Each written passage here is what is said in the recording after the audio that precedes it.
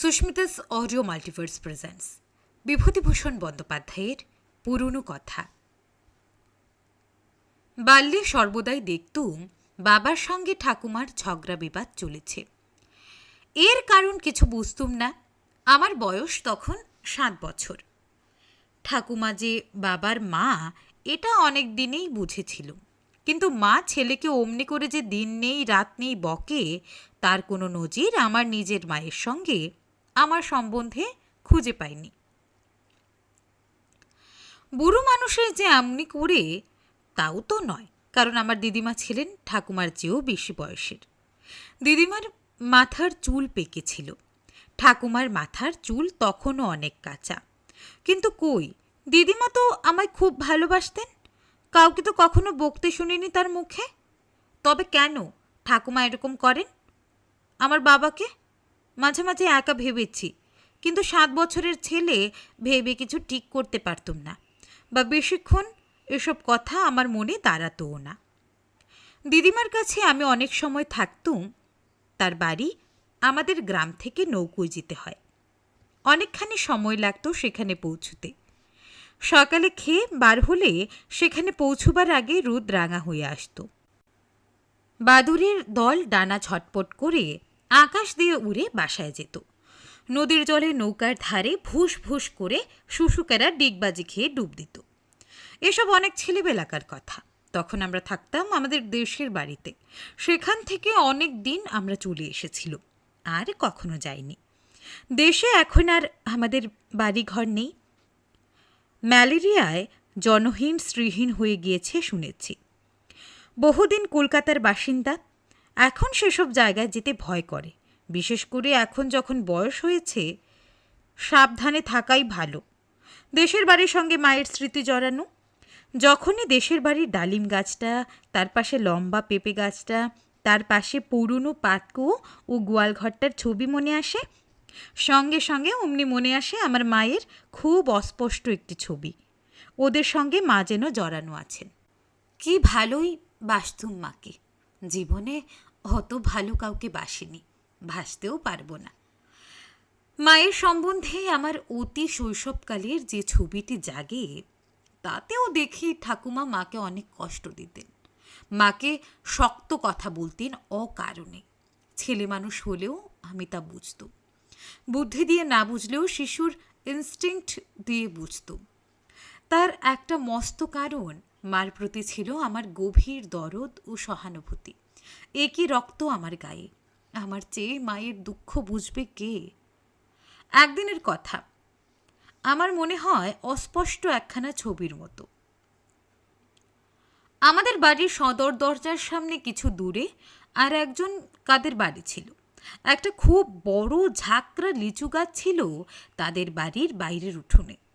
বিকেলবেলাটায় আমি আরও অনেক ছেলে লিচু তলায় খেলছিলাম। এমন সময়ে আমাদের বাড়ির সদর দরজায় দাঁড়িয়ে মা ডাক দিলেন, ভানু, খাবার খাবি আয়। খেলা ফেলে ছুটে গেলুম খেতে। সদর দরজার ফ্রেমে মার ছবিটা আজও বেশ মনে হয়। দুদুকের যে কাঠে হাত দিয়ে দাঁড়িয়েছেন, পরনে সাদা শাড়ি, মুখে হাসি। দরজার কবার জোড়ায় সেকেলে ধরনের মোটা পেরেকের গোল বসানো। পাশে ছোট্ট একটি চালাঘরে খড় বিচারি থাকত। মা খেতে দিলেন মুড়ি মেখে। বেতের ছোট ধামিতে মুড়ি নিয়ে খেতে বসেছি। এমন সময় নদীর ঘাট থেকে ঠাকুমা ফিরলেন জল নিয়ে, এবং আমার হাতে মুড়ির ধামি দেখেই মাকে বকুনি ও গালাগালি শুরু করলেন। ভাবলুম মায়ের প্রতি এমন একটা কিছু দেখাবো যাতে মায়ের মনের কষ্ট দূর হয়। কিন্তু 7 বছর তখন আমার বয়স। না পারি কথা বুঝিয়ে বলতে, না গুছিয়ে পারি বলতে, না পারি কিছু ভালোভাবে প্রকাশ করতে। হয়তো খুব শক্ত করে মায়ের গলা জড়িয়ে রাত্রে শুয়েছিল।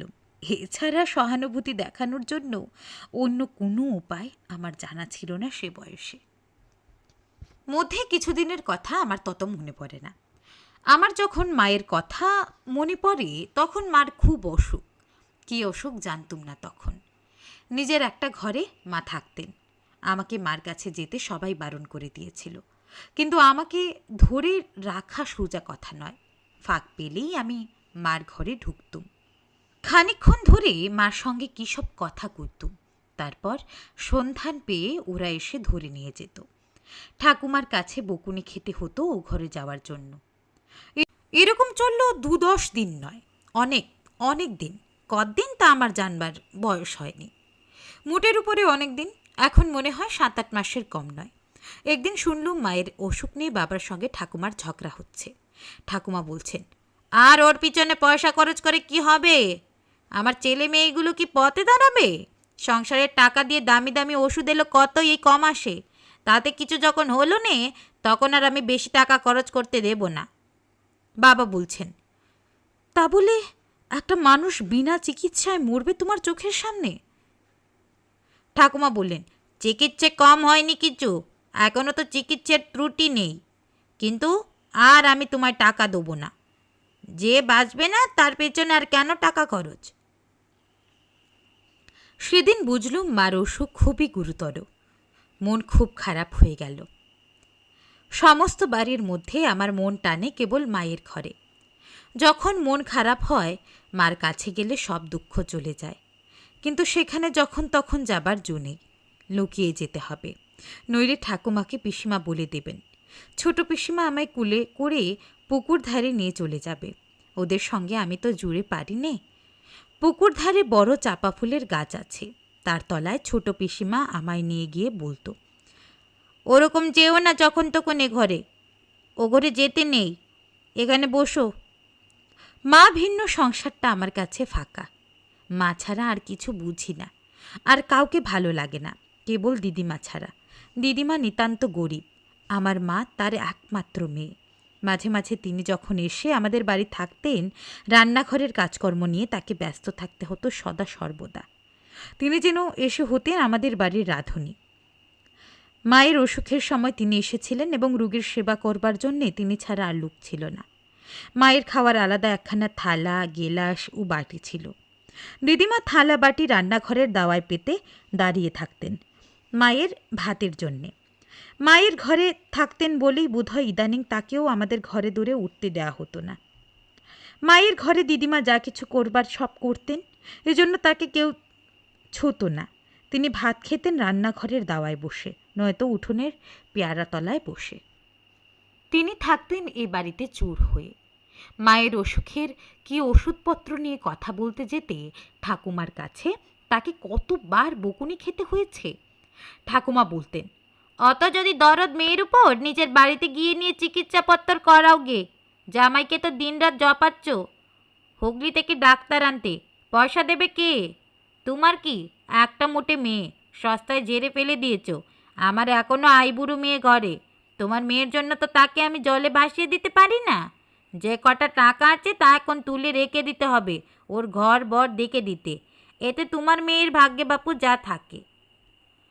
দিদিমাকে কতদিন পুকুর ঘাটের চাপাতলায় বসে একা হাপুস নয়নে কাঁদতে দেখেছি। এরকম কতদিন যে কাটলো, কতদিন যে মায়ের ঘরে যেতে পারতুম না। মা দিন দিন যেন বিছানার সঙ্গে মিশে যেতে লাগলেন। মায়ের ঘরের দূর সর্বদাই বন্ধ। আমি জানালা দিয়ে উকি মেরে দেখতুম মা একা ঘরের মধ্যে বিছানায় অঘুর হয়ে অচৈতন্য শুয়ে। দিদিমা হয়তো মায়ের ছাড়া কাপড় নিয়ে কাচতে গিয়েছেন। আমি আস্তে আস্তে ডাকতুম, ও মা, মা। তারপর দৌড় ঠেলে ঘরে ঢোকার চেষ্টা করতুম। অমনি ছোট পিসিমা কুত থেকে এসে আমার ছো মেরে নিয়ে ফিরিয়ে নিয়ে যেতেন। বাবা, কি দোষ ছেলে! একদণ্ড যদি চোখের আর করবার জো আছে, ঘুরছেন সভ্যতা মার কাছে যাবার জন্য। বারণ করে দিচ্ছি না তোমায়। ঠাকুমা চেঁচিয়ে বলে উঠতেন, দে আচ্ছা করে দুঘা কষিয়ে, পরের ছেল খায় বন পানে ধায়। যতই করো, ছেলের সভ্যদাই মা, মা আর মা। বড় পিসিমা মাকে সত্যিকারই ভালোবাসতেন। তার বিয়ে হয়েছিল এই গায়েই। পিসেমশাইয়ের অবস্থা বোধহয় ভালো ছিল না। বড় পিসিমাকে ভালো কাপড় চোপড় পরতে দেখিনি কোনো দিনও। ঠাকুমার সঙ্গেও বোধহয় তার তেমন ভাব ছিল না, কিন্তু তিনি মাঝে মাঝে এসে মায়ের কাছে বসতেন। দিদিমা বাদে তিনি আর বাবা ছাড়া মায়ের ঘরে আর কেউ ঢুকত না। বাবার কোনো কথা বলবার জো ছিল না। মায়ের অসুখের সম্বন্ধে কিছু বললেই ঠাকুমার সঙ্গে ঝগড়া বেঁধে যেত। একদিন সকালে উঠেই শুনলুম ঠাকুমাতে আর বাবাতে তুমুল তর্ক চলছে। দিন 10-12 পরের কথা। এ পাশেই পাড়ায় সন্তুদের বাড়ি। সন্তুর দাদা বিয়ে করে নতুন বউ এনেছে। তাদের বাড়িতে সবাই গিয়েছে বউ দেখতে। খুব বাজি বাজনা করে বিয়ে করতে গিয়েছিল সন্তুর দাদা। একটা হাউইবাজি যেন গিয়ে একেবারে আকাশে ঠেকে। বাড়ির সবাই গিয়েছে, দিদিমা যাননি। রাতে জাগেন বলে তিনিও বারান্দায় আঁচল পেতে ঘুমোচ্ছেন। আমি চুপি চুপি মায়ের ঘরে ঢুকে মায়ের কাছে গিয়ে বসলুম। মায়ের কাছে আসবার লোভেই বউ দেখতে যাইনি, বাগানে গিয়ে লুকিয়েছিলুম। নইলে ছোট পিসিমা অনেক ডাকাডাকি করেছিল। মা বেশি কথা বলতে পারেন না। আমি চুপ করে মায়ের বিছানায় শিয়রের পাশটিতে বসে আছি। বেলা বেশি নেই। পুকুর ধারের চাপা গাছে রোদ রাঙা হয়ে আসছে। খানিকটা পরে মা বললেন, খোকা, আমি যদি মরে যাই তুই কি করবি? আমি কিছু বললাম না, চুপ করে রইলুম। আমার মনে একটা অদ্ভুত ধরনের বিষাদ। আর কখনো এই ধরনের ভাব আমার মনে হয়নি। ভয়ানক মন কেমন করছে কার জন্যে যে বুঝতেও পারি না। মা যেন আপন মনেই বলেছিলেন, খোকা, তোকে যে কার কাছে রেখে যাব সেই হয়েছে আমার ভাবনা। কেই বা তোকে বুঝবে। হঠাৎ মা তার হাতের আংটিটা খুলে আমায় দিয়ে বললেন, যা, এটা লুকিয়ে রেখে দিকে যা, ওরা তোকে কিচ্ছু দেবে না। এটা দিয়ে কিছু মিষ্টি টিষ্টি কিনে খাস। তুই ভালোবাসিস পক্কান্ন মিঠাই, তাই খাস, কাউকে দেখাসনি। এই সেই আংটি আমার হাতে এখনো রয়েছে। আমার বন্ধু চুপ করল। আবার চোখে জল এলো। বহুকাল আগেকার এক ক্রুগো জীর্ণ তরুণী মায়ের ছবি মনে এলো। অসহায় বন্ধুহীন সংসারে যার একমাত্র অবলম্বন ছিল 7 বছরের ছেলেটি আর দুর্ভাগা স্বামী। আমার বন্ধু এখন খুব বড় লোক, অনেকগুলো কয়লার খনির মালিক। তার সার্কুলার রোডের বাড়িতে বসে চা পানের পরে সন্ধ্যাবেলা আমরা কথা বলছিল।